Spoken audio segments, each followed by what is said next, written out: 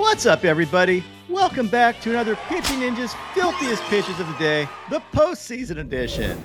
I am Pitching Ninja, and I'm here, as always, with Pete Alonso. What's happening, Pete? Ninja, just a big day yesterday. Fun one for the boys. Yeah, Ninja, I'm absolutely jacked about this. This is Will, by the way, not Pete. Oh, I man. don't know if the stash gave it away, but also this is a chick's hat. It is my fiance's. I can't locate my Mets hat, but what a night, Ninja. So we got the division series set after last night, and man, these series are an absolute delight, Ninja. A Rob Manfred dream. I mean, starting in the NL, I think there are currently no better two rivalries than what we have going on with Mets, Phillies, and then Dodgers, Padres. I mean, you could make the case Dodgers, Giants, but I mean, I think ever since the brown pinstripe Padre era, I think just Dodgers, Padres is a better rivalry. And then going over to the AL, as a baseball lover first, but a Yankee hater close second, we either get to see the Yankees get their hearts ripped out, or if the Yankees ended up making it to the World Series. As a baseball lover, I mean, it's just great for the sport. And if they get their hearts ripped out, I mean, these three other great sports towns, complete underdogs, small payrolls, it's David versus Goliath. The only thing better could be if the Red Sox were still involved, but they aren't, Ninja. I know you're psyched about these matchups. Yeah, I mean, the matchup should definitely be great. I mean, the story of the playoffs, is it the Tigers? I mean, they are, right? Like, they're still the biggest story. I think it's the most unlikely story. I mean, I still think Shohei, we forgot because it's been a couple days. Wait, Shohei's playing Shohei's in the postseason. And I mean, the Mets are making it compelling. And then we got Aaron Judge. I mean, this playoffs is out of control. You know what? It is out of control, Will. On second thought, we have the best players in baseball there. Bobby Witt Jr., Tarek Skubal on the Tigers, pitching out the wazoo. This is going to be a lot of fun. I'm excited. I'm pumped up. Baseball did a great job scripting this. They really did. As for yesterday's game, the Mets beat the Brewers yesterday 4-2. Jose Quintana came up freaking huge yesterday. I mean, you know how I am about Jose Quintana. I think he's a good pitcher with less than exciting stuff, but man, what can you say about him? He had 5 Ks and 6 scoreless innings, giving up only 4 hits. He had these sinkers painted with it, these changeups, and something uncharacteristic to Jose Quintana. Look at him get fired up. I mean, love this stuff. On the flip side of it, the Mets were going against the Amish ace, Tobias Myers, who was absolutely brilliant himself yesterday with 5 Ks and 5 scoreless innings, giving up only 2 hits. Just an outstanding effort by him. His fastball was getting on folks and keeping its plane like it always does.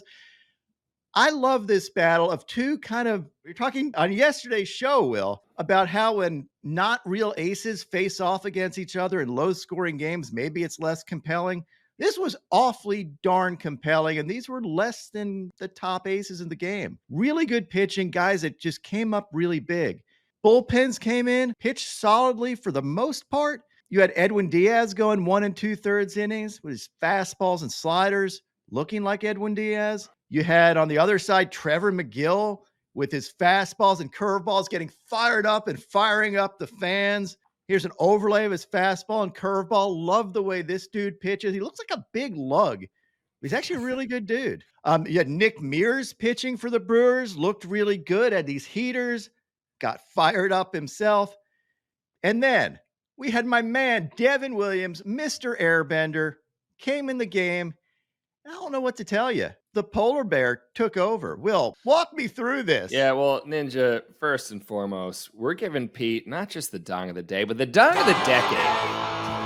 Wow. Now, I might be a little ahead of my skis on this. It happened last night. I haven't been able to do a ton of research here, so it might not be the actual dong of the decade, but it is one of the dongs of the decade. If the Mets were to win the World Series, this will go down in history. Just 3 days after Lindor had pretty much the same home run, down 1 in the 9th inning in a monumentally enormous game, Pete goes and does this. Pete's arguably was a lot more valuable, though, considering the Mets still had another game to play with the Braves. This winner take all, I saw it's the first one in history where a team down 1, top of the 9th inning, has hit a essentially game-winning home run. And Ninja, I think you could make the case for it's the biggest home run in Mets history. Some rivals, we got Ray Knight's World Series Game 7 home run to break up a 3-3 tie in the 7th.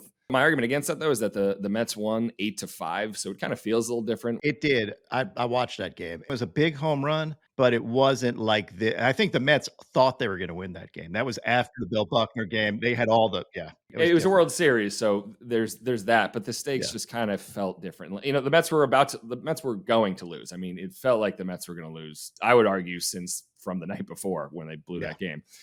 And then in 1999, Todd Pratt hit an NLDS walk-off homer in the 10th. However, the Mets were already leading that series, and it was a tie game. So I think you could argue this is the biggest home run. And in the comments, if I'm missing one, I seem to remember a Lenny Dykstra home run that was huge. Yep, no, that's a snipe ninja. 86 NLCS Game 3. Dykstra walked it off. Nobody on base, though. So, I mean, it was obviously massive, but it was a tie game, so it wasn't, the stakes weren't as high. But so the point being, arguably the most important home run in Mets history. Pete, I can't believe he did it. His body language was atrocious. I thought he was going to K. In the previous inning, he dropped a foul ball. He was trash talked to his face after dropping that foul ball, too. He's trash talked to his face. In the game before, he ground into a double play because he tripped over his own bat. He looked like a ghost out there. I really thought he was going to K. And now, I mean, honestly, the trajectory of his Met career might have completely changed. But anyway, Pete, I can't believe you did it. Unreal. It was amazing. This was the only home run given up by Devin Williams on an airbender all season. Incredible. And the first opposite field home run he's ever given up. So, Ninja, I mean, Devin Williams, ever since he won Rookie of the Year in 2020, has been easily one of the best relievers in the sport. 2-time All-Star, maybe the best pitch in baseball. You love him. He's been sensational. Can you explain what went wrong here? Or was it just great hitting? I will always give credit to the hitter generally. I think it was a great at bat by Alonso. Look, the pitch missed its spot. It was up a bit. The characteristics of the pitch were pretty good. I mean, it ran 20 inches, had the typical Devin Williams drop. He just started a little high. I thought Alonso did a great job of hitting, and he deserves absolutely all the credit for being the first dude. I mean, Devin Williams has missed his spot before on airbenders throughout his career because he spins the crap out of it. And that's the key to the pitch, is getting the pitch to move like it should. It almost doesn't matter where it ends up, except here. I mean, Alonso, great approach. I know John Boy had a video out about Devin Williams tipping potentially, but I don't think he was doing anything different than he's done his entire career here. Kudos for everybody to pick it up, but people have known all about Devin Williams. He's basically a two-pitch pitcher his entire career. Nobody has done what Pete Alonso did. So rather than blame anybody, I'm going to give credit. And sometimes, even on the Pitching Ninja show, hitters win. That happens. I mean, Devin Williams, I believe in the last 5 years, has given up the fourth fewest home runs of any pitcher that's thrown 200 innings. It's not like he regularly gets shelled when he misses his spot. Just the polar bear coming through. One of the most unbelievable turn of events, because I'm sitting there, I'm getting ready to capture the last pitch, which I expected to be an airbender, getting a big K. And then all of a sudden, I'm like, I literally typed it out, what I was thinking. I typed OMG, which also happens to be the Mets theme. Did not do that on purpose. Posted that on X as soon as it happened. And that's literally all anybody could think about. And coincidentally, Mr. OMG was talking to Pete Alonso the previous inning and said, Pete, you're going to hit a home run next inning. What happened? He did. For a little personal Pete story, I saw him after the home run derby. I believe it was in Seattle. He did poorly. Everyone was kind of rooting against him because he already won twice. He did poorly, and I said something to him like, "Hey, what's up, Pete?" Or just like, I don't know. I was excited to see him. I forget what I said. And he responded with an enthusiastic, "Let's go Mets." And he was just psyched about it. And he put the team first. It was a cool moment I had with the guy. And I think he really is team first. And I like Pete. I hope he stays with the Mets. I mean, more importantly, I hope they just go off this. But congrats to the Mets. Congrats to Pete. And Ninja, I can't wait for the rest of this postseason. I love this team, and I think there's a lot to love about them. They're about to face a major test here with the Phillies. That's going to be very, very Well, we'll see you Sunday about how it turns out. Yeah. But until then, get freaking fired up, Mets fans. You deserve it. I know this is the Pitching Ninja show. I'm going to tip my cap to Pete Alonso. Just an absolute freaking stud. I'm also going to give Pete Alonso today's moment of Zen. Thank you, guys. LFGM. Quick trivia, Ninja. Who do you think's on the back of this jersey? It's not Pete. I'll give you a hint. He's not on the team anymore. Oh. DeGrom. That's fantastic then.